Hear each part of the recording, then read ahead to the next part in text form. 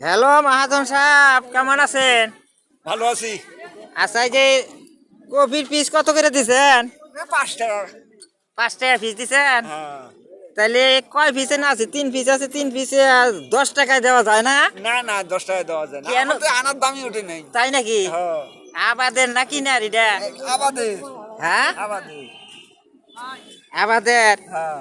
তাইলে আনার জানি আনার কষ্ট কষ্ট আনছেন যে এই কষ্টের দামে সেই দামে উঠতেছে না, ওঠে নাই সেই দামে উঠতেছে না না? আরো ফিরে।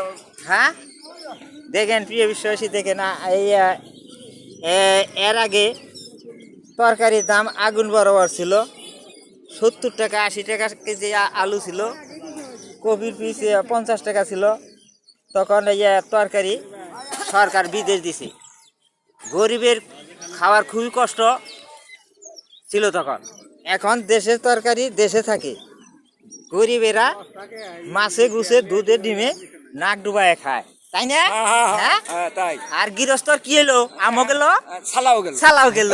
হ্যাঁ হ্যাঁ। হ্যাঁ, তাহলে কি গরিব বাঁচলে হ্যাঁ, দেশে শান্তি, দেশের লোকের শান্তি।